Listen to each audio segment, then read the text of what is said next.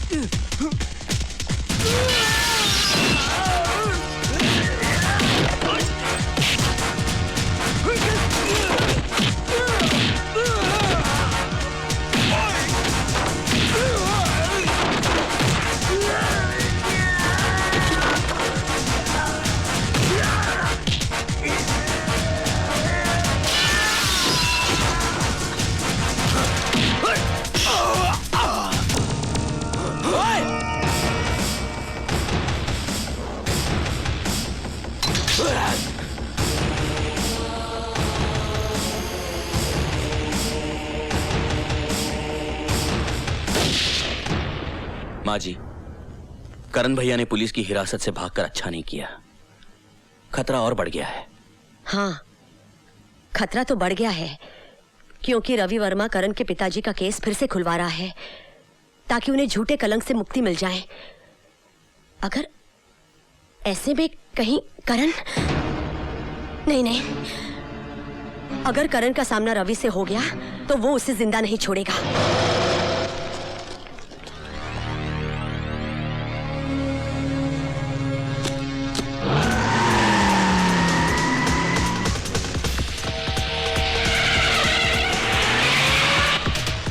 चल जल्दी रवि।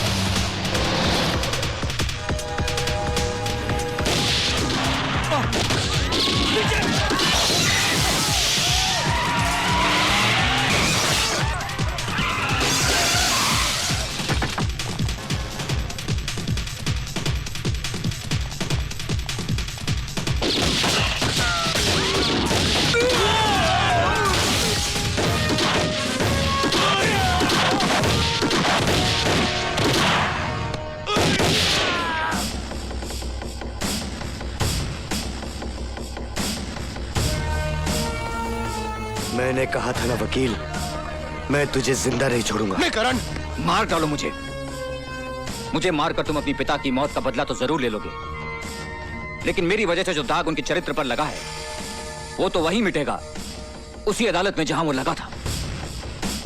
क्या तुम मुझे चंद घंटों की मोहलत नहीं दे सकते कि मैं वहां जाकर उन्हें बेगुनाह साबित कर दूं?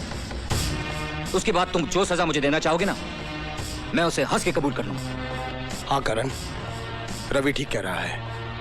ये अदालत में उन्हीं लोगों का भांडा फोड़ने जा रहा है जो तुम्हारे पिता की मौत के भी जिम्मेदार हैं, और वो लोग इसे अदालत तक पहुंचने नहीं दे रहे।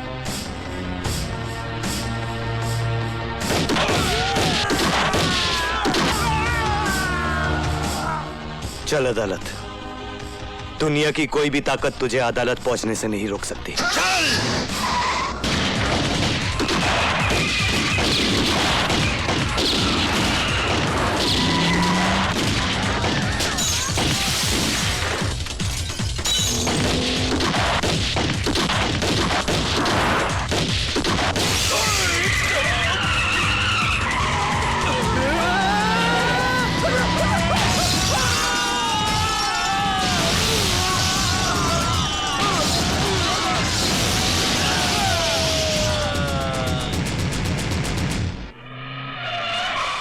जल्दी। बस बस बस, रुक जाओ रवि बाबू, रुक जाओ।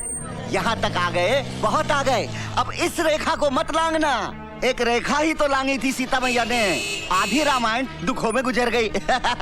तुम्हारी तो वैसे ही कष्टों में कट रही है, काहे को और दुखों को न्योता देते हो? हाँ, लाओ, मुझे दे दो, लाओ। बात रामायण की करते हो और इतना भी नहीं जानते कि जब रावण को जलाया जाता है तो उसके साथ साथ कुंभकर्ण और मेघनाथ भी जलकर खाक हो जाते हैं। पता था मुझे, पहले से ही पता था कि अच्छी तरह से समझाने पर भी नहीं ना समझेंगे आप, इसलिए दूसरा बंदोबस्त भी किया हुआ है। हेलो, लीजिए सुनिए, अपनी पूजा बिटिया की प्यारी प्यारी आवाज सुनिए, सुनो। हेलो बेटा। छोड़ बच्ची को, कभी नहीं, अगर बच्ची को कुछ हो गया तो छोड़ूंगी नहीं मैं तेरे को। पूजा, आई शाबाश। पूजा रोती नहीं। अब यूँ समझ लो कि अदालत में जाके आपने बैग खोला नहीं, कि आपकी पूजा बिटिया आई है।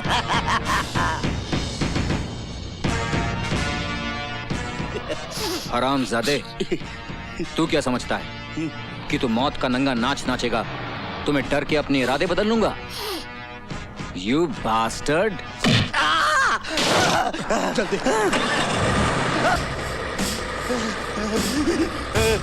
नहीं,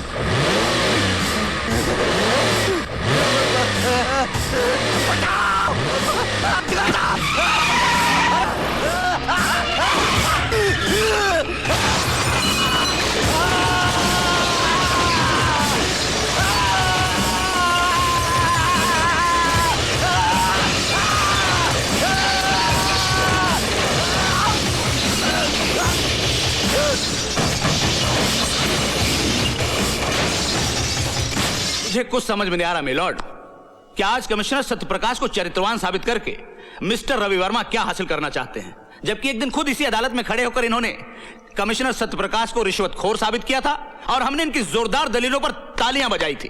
काश आपने वो तालियां नहीं बजाई होती। काश जिस दिन मैंने पहली बार झूठ को जिताया था और सच को हराया था, लोगों ने तालियों के बजाय मेरे मुंह पर थप्पड़ मार दिए होते, तो आज ये नौबत नहीं आती। और अब तो ये आम बात है मिलॉर्ड कि झूठ बोलने वाले को ताली मिलती है और सच बोलने वाले को थप्पड़। और उस दिन यही हुआ था मिलॉर्ड। उस दिन मेरी झूठी दलीलों को सुनकर लोगों ने वाह वाह की थी और उस संत जैसे आदमी पर पत्थर मारे। और वो उधर जो मेरी मां बैठी हुई ना जज साहब, उसने मुझसे कहा था कि उस देवता को पत्थर मारने वाले हाथ लोगों के नहीं थे, मेरे थे। और उसने बिल्कुल ठीक कहा था जज साहब, ठीक उसी तरह जैसे सत्यप्रकाश जी का कत्ल फांसी के फंदे से नहीं हुआ था। उस कत्ल के असली मुजरिम वो थे जिन्होंने फंदे बनाने वाले हाथों को खरीदकर उनका खून करने के लिए भेज दिया। भाषण बहुत हो गया मिस्टर रवि वर्मा। अगर आपके पास कोई नाम है और उसके खिलाफ कोई सबूत है तो पेश कीजिए, वरना खामखा अदालत का वक्त बर्बाद मत कीजिए। हाँ है, मेरे पास हर वो सबूत है। लीजिए, उनके सारे काले कारनामों का कच्चा चिट्ठा मैं आज अदालत के सामने पेश करता हूं।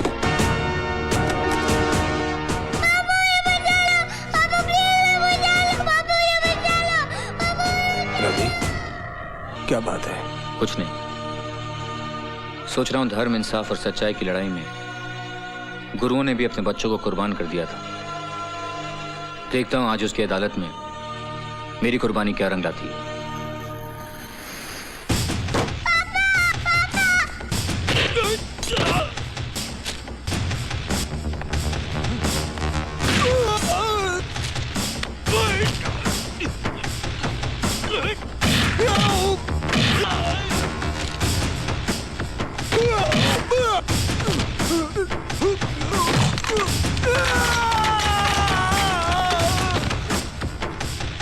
छोड़ बच्ची को, बहुत बुरा होगा तेरा। छोड़ बच्ची को, कभी नहीं। छोड़ दे बच्ची को, छोड़। बुरा। पूजा।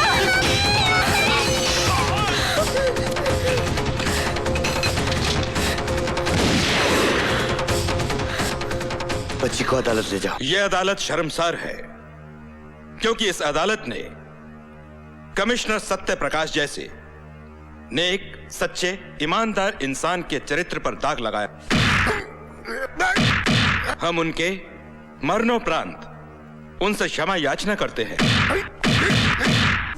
और कबूल करते हैं कि कभी कभी कानून भी अपराधियों की चालाकी में उलझकर गलती कर बैठता है।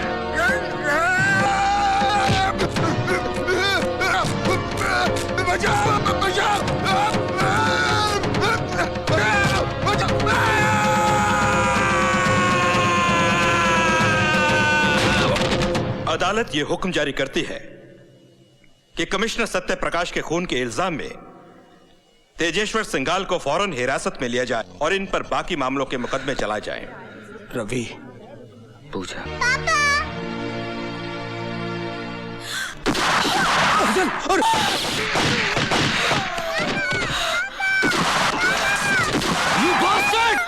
इंस्पेक्टर, आगे मत बढ़ना।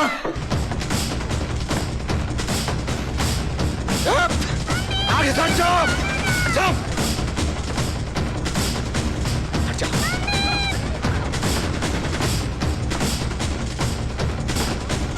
हट जाओ आगे से।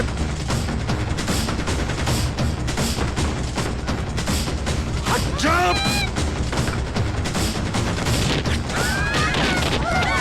सिंघाल, पूजा को छोड़ दे। सिंघाल, अपने आप को कानून के हवाले कर दो। तुम यहां से बचकर नहीं जा सकते। होश करो, मैं कहता हूं।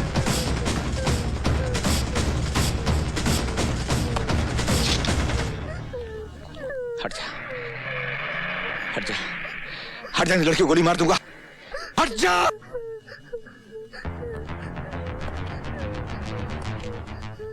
इंस्पेक्टर, बंदूक फेंक दे और अपने आदमियों से कह दे कि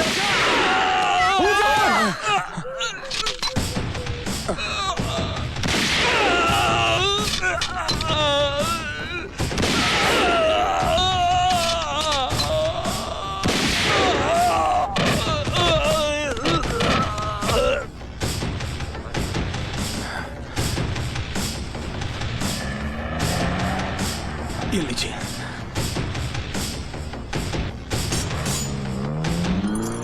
चलिए करण भैया।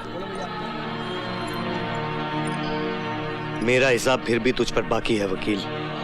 हाँ, मुझे याद है, लेकिन इसके लिए तुम्हें जेल से छूट के आना पड़ेगा। और तू क्या समझता है, कानून मुझे छोड़ देगा?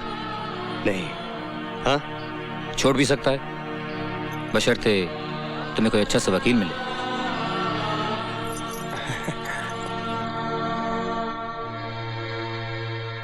तू लड़ेगा मेरा केस?